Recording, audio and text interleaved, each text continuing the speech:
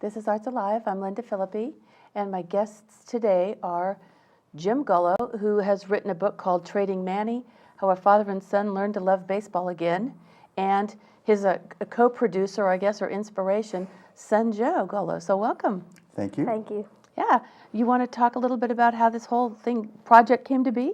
Well, you know, Trading Manny is a father and son baseball book, and I think new ones come out every year, but I think we have the most unusual take on a father and son baseball book, because just as Joe was falling in love with baseball in 2007, the whole steroid scandal kind of swept over Major League Baseball. And I was kind of shocked, both as a baseball fan, but also as a parent, at how present it was in our lives. At the time, we were living on Bainbridge Island, just outside of Seattle, a small community, much like McMinnville. And you know, Joe started asking me questions about the steroid scandal that I couldn't answer, and that just came up out of the blue and came up over and over again. And I realized, as this was happening over the course of a few months, that I really needed to pay attention to it, that it was something important that was coming out here that neither of us had anticipated. Like, do you remember what happened right after you heard about the steroid scandal with your baseball cards? Oh, yeah. I separated them all out. Like, I would look at a card and say, wow, this guy hit 12 home runs last year, but then this year he hit 35. Do you think he took steroids? And then I would put him in like a maybe pile or a for sure pile, or I would just take him out.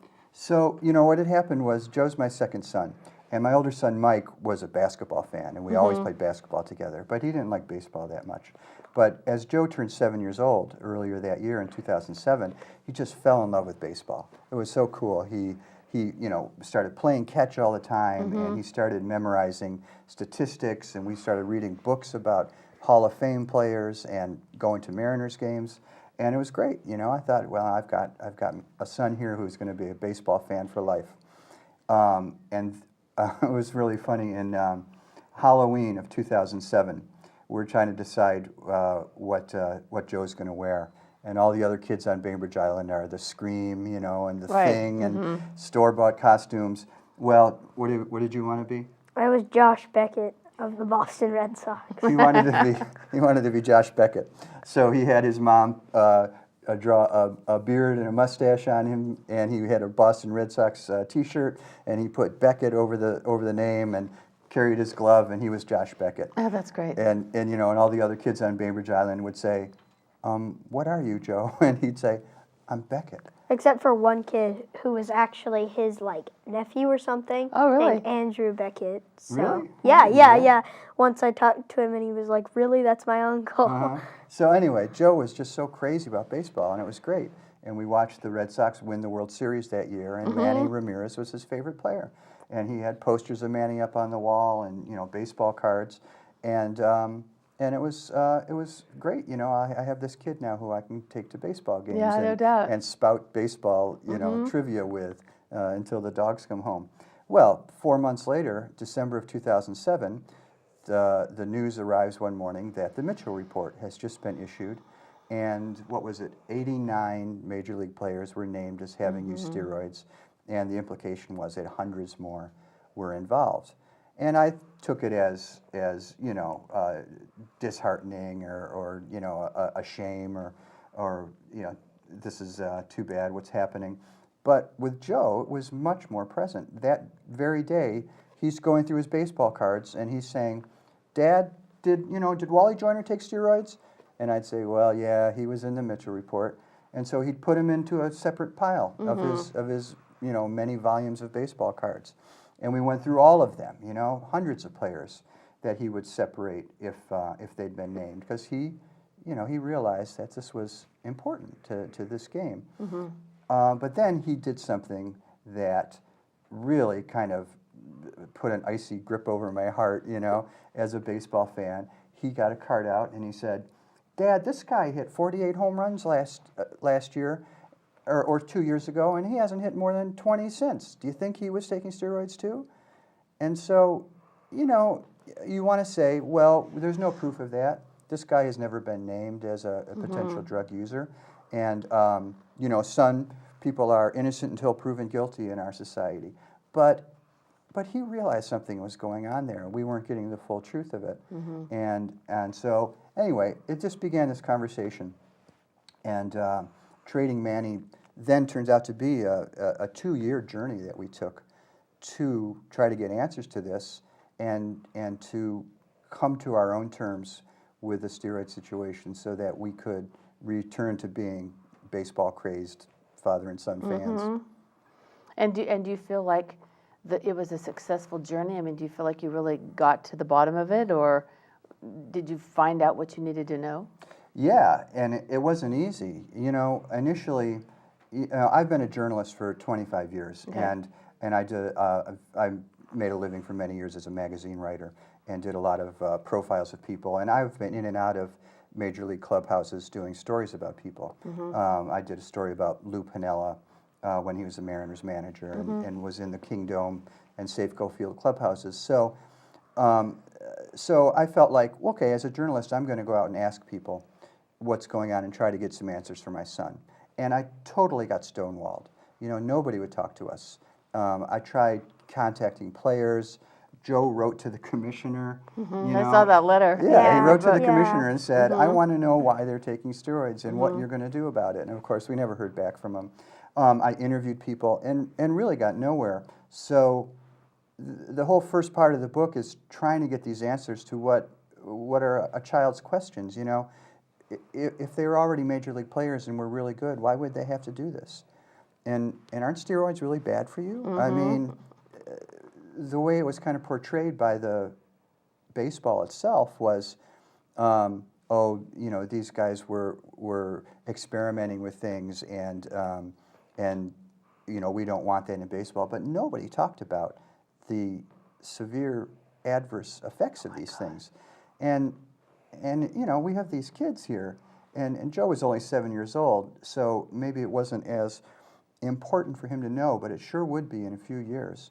So anyway, our journey ended up taking us to talk with doctors in Seattle who treated people who had suffered the consequences of steroid use.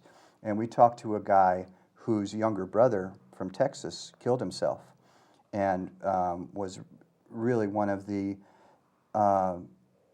great tragedies of this whole situation. He was a high school baseball player who was trying to get better and wanted to be the ace of his staff and wanted to play pro ball just like any kid does.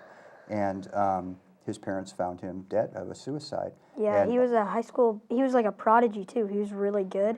And he just killed himself one day because the doctor told us too, and so did his brother.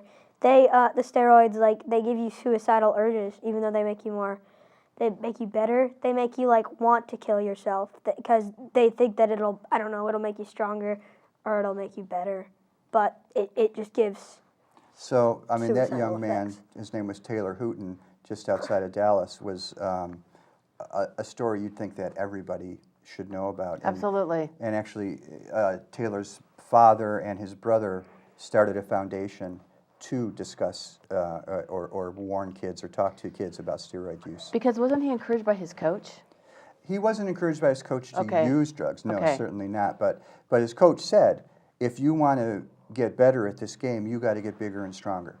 And so the Wink, other wink. kids, yeah, well, I don't know about wink, wink, but the other kids on the team certainly knew how to do that quickly. And Taylor ended up getting his drugs from some guy at the YMCA, and his parents, were utterly shocked, of course, and bewildered by what happened. And they didn't know until afterwards, after they'd found him, that this had been happening.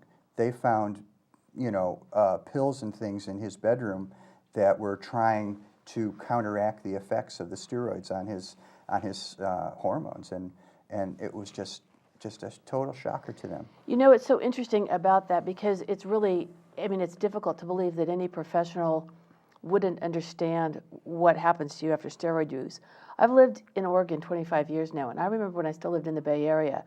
Do you know who Lyle Alzado is? Used to play for the Raiders. He's in the book? Well, I remember seeing him on a television program talking about never take steroids. It ruins your body. I'm like a 90-year-old man, and I mean, that was years and years ago before, certainly before this baseball scandal came out, and you think, God, why would they ever, it's like you're selling your soul. Yeah. Why would you risk your health for, I don't know, a batting average, really? Your money, I guess. That's kind of the million-dollar question, or maybe that's a bad pun, because these guys did get, contracts for millions and millions of dollars, and I guess that's why they did it. We never really got that answer. I tried getting a hold of Major League Baseball players to talk about it. Nobody wants to talk about this. But Joe and I did find a guy who was pitching for the Portland Beavers at the time. They're now no longer a team, but he was a AAA pitcher who I interviewed for a different story and started talking to him about this. I got to ask you what's going on with steroids. And to his credit, his name was Dirk Hayhurst, and he's an author. In fact, he's got 2 books out now, and just finished his his Major League Baseball career with the Toronto Blue Jays, or with the Devil Rays last year. Anyway, Dirk was the only guy who would talk to me and say, yes, I do know about it. I'm not going to tell you names, but I have, I know guys who have done it, and the effects are amazing, and I would never do it. And Dirk kept kind of popping up for us over the course of the next 2 years, and wound up getting us tickets to games and met with us finally in Seattle. And that was one of the great kind of triumphs of this book, is having a Major League player, he was pitching for the Blue Jays at the time, sit down with me and Joe and say, like, steroids are really bad. I mean, you can just learn to be better, and they can really hurt you. Like, they can make it so you can't have children, or you can't, they can, like, cripple you. They can make you go suicide. They're just horrible for you. Yeah, and so Dirk said to Joe, look, Joe, I wouldn't do steroids, and you shouldn't either. This is just a game we're playing. And just as you just said, the after effects and the consequences on your whole life. The other part about this... Getting old is hard enough. Yeah, I know. That's what a 25-year-old doesn't think about. Right. But the other part of this is just shocking, is when you start delving into the stories of people like Alex Rodriguez, David Ortiz, and our hero Manny Ramirez, is you get the distinct feeling they didn't know what they were taking. These guys have weight coaches and exercise coaches and psychologists and managers and trainers and all kinds of things that the ball team provides for them. And they have, to protect their investments of these young guys. Sure. Alex Rodriguez had a contract for $250 million by the Texas Rangers. And yet he claims that he was taking drugs that he got from somebody unnamed in the Dominican Republic that his cousin kind of found and provided for him. And that's what he took, and they made him bigger and stronger. And you just have to wonder, how in the world could that happen? Number one, as a baseball issue, that it really is changing the outcomes of games. Absolutely. And everybody knows it. And number two, as a young man and as a parent, and with this kid, asking me these questions, that really became a part of the story that I didn't anticipate. If he was my kid and he could come to me and say, hey, Dad, I could make hundreds of millions of dollars if I jeopardize my health. Should I do it? Well, I think the answer is pretty clear to most parents, isn't it? Yeah. But apparently nobody was talking to these ball players in that way or thinking about them, nor were their managers or their coaches or ultimately the commissioner.